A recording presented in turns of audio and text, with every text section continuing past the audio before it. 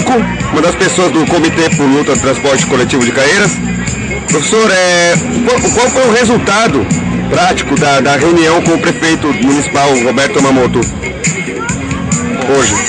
Acreditamos que foi uma vitória muito importante, porque o problema na questão do transporte público no município de Caieiras é um problema muito antigo e que nenhuma autoridade até o momento havia atendido às manifestações que já haviam ocorrido. Portanto, esse movimento ele não é um movimento deste momento, ele é um movimento que está ocorrendo já desde o mês de novembro, quando nós tivemos um aumento da tarifa de R$ 2,80 para R$ 3,20.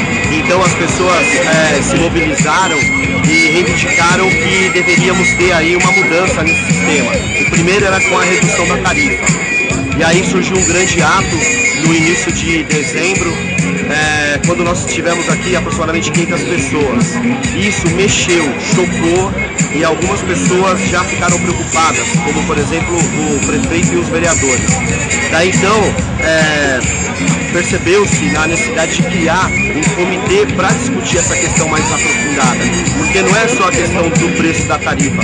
Nós temos que lembrar que temos uma empresa que monopoliza essa cidade há muito tempo. E existe um tal contrato que até então ninguém conhecia, ou então não havia chegado às nossas mãos. Dessa forma, uma das vitórias na discussão de hoje foi que o prefeito nos forneceu o contrato chegou à nossa mão. Então a gente tem agora a possibilidade de conhecer esse contrato, analisar o contrato e saber o que está realmente acontecendo.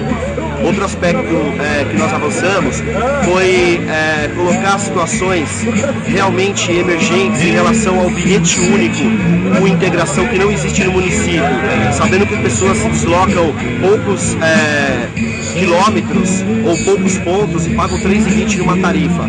Lembrando que em São Paulo existe a integração, o bilhete único de integração, e as pessoas pagam R$ 3,00 e se deslocam em 2 horas.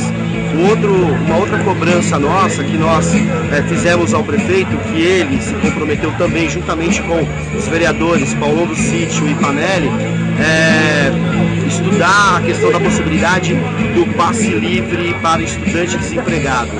Aqui o estudante que paga R$ 1,60 para se deslocar 2, 3 pontos de ônibus ainda ou melhor, é muito abusivo.